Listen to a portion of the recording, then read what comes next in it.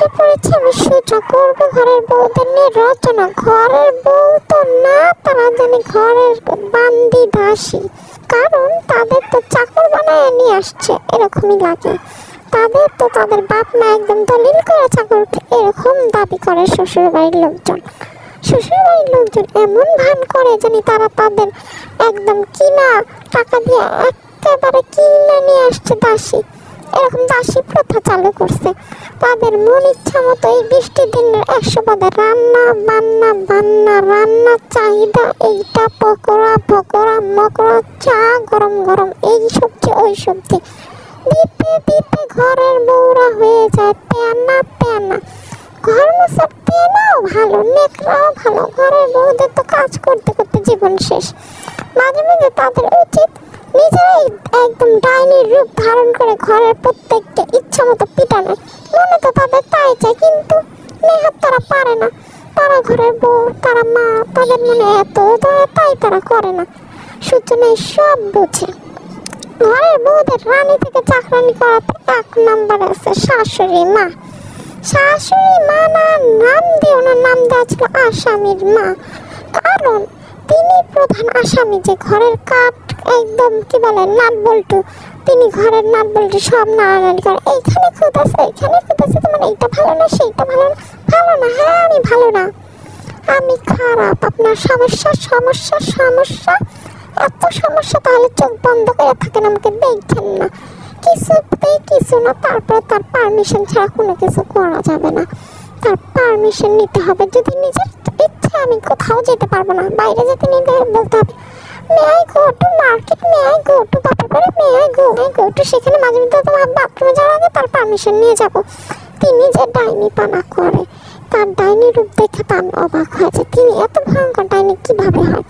শাশুড়ি মাদের কথা বলার তো শেষ হবে না, তারা সবসময় হুকুমের উপরে রাখে। মাঝে মধ্যে মনে হয় তাদের জন্য আমরা একেবারে পার্মানেন্ট চাকর, সে আমাদের দাবি করে এরকম চাকরানির মতো। অনেকে আমার ছেলেকে আমরা অনেক আদর যত্ন দিয়ে মানুষ করেছি, তাহলে আমাদের বাপ মাকে আমাদের জুতা পিটা করে মানুষ করেছে, সেটাই বলতে চাইতেছেন যে আমাদের আদর সোহাগ ভালোবাসা তাই না, আমাদের জুতার পিটা দিয়ে মানুষ করেছে, আপনাদের থেকে বেশি আমাদের আদর যত্ন দিয়ে মানুষ করেছে, আমাদের খাওয়াইছে পড়াইছে কাজকর্ম সব কম করাইছে।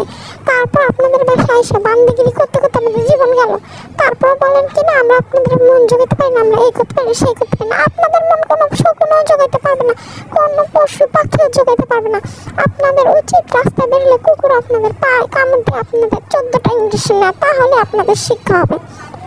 তখন বুঝবেন আপনারা আমাদের মূল্য কি। মানুষ আপনারা এত এত আপনাদের খাতির যত্ন করে, তারপর আপনাদের গায়ে লাগে না গায়ে, আপনাদের খালি খাতির যত্ন কতটাই করি না কেন, তারপর আপনাদের মনে হয় কম করি, আপনারা চান আরো বেশি।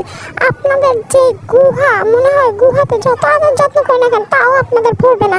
চা চান, বিস্কুট চান, পকোড়া চান, এটা চান, সেটা চান, ওটা চান, সেটা চান, এত কিছু কে দেবে? হ্যাঁ, এত কিছু তো কোনো চাকর বাকরও দিতে পারে না, আমরা কেমনে দিব?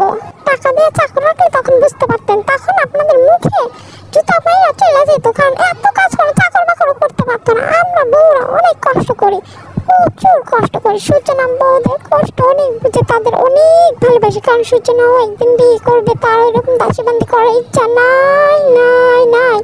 আমার শরীরের প্রতি আমার অনেক মায়া আছে, কারণ আমার শরীরে শুধু হাড্ডি গুড্ডি আছে, আর কিচ্ছু নেই। এই শরীরে মায়া করবো না তো কার মায়া করবো বল?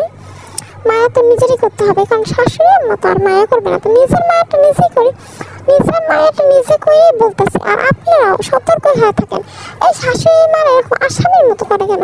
তাদের জন্য একটা জেলখানা দেওয়া উচিত, তাদের কিছুদিন রিমান্ডে রাখা উচিত। তারা যে এরকম করে বউদের সাথে, তোমার এটাই ভুল, ওইটাই ভুল, বৌমা এটা করেছে কেন, ওটা করেছে কেন, সেটা করেছে কেন, এটা সেটা, আমরা তো আপনাদের ভালো করি সেটাও দেখতে পারেন। সারাক্ষণ খুব ধরতে থাকেন, কারণ এমন করার জন্য তারা কোন জায়গার হেডমাস্টার, মানে ঢাকা বিশ্ববিদ্যালয়ের হেডমাস্টার নাকি ছাতা, আমাদের মাথা খায় ফেলে, প্রতিদিন আমাদের করে ফেলে পাতা, আমাদের জীবন হয়ে গেছে তেজপাতা।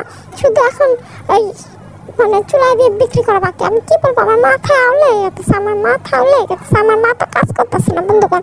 আমি তো দেখছি কেমনে শাশুড়ি মারা ইদারিং নির্যাতন করে টিভিতে, ঘরে বাইরে, এইসব দেখে আমার মাথা নষ্ট হয়ে গেছে বন্ধুগণ। তোমরা যারা এই কষ্টগুলো করো তাদের আমি অনেক ভালোবাসি। তোমরা মানুষ না, তোমরা মহা মানুষ, তোমরাই হচ্ছে যুদ্ধ জয়ী করা নারী, তোমাদের আমি বাসি ভালো। তাই দয়া করে যারা আমার ভিডিওটা দেখছো, ভালো লাগছে একটা লাইক দিবা, একটা সাবস্ক্রাইব করবা, আর হ্যাঁ আমার পাশে অবশ্যই থাকবা, আমাকে ভালোবাসবা। তোমাদের জন্য আরও সুন্দর সুন্দর ভিডিও বানাবো, তার জন্য আমার পাশে থাকতে হবে। আজ এই পর্যন্ত, ভালো থাকবো, আল্লাহ হাফেজ, বাই বাই।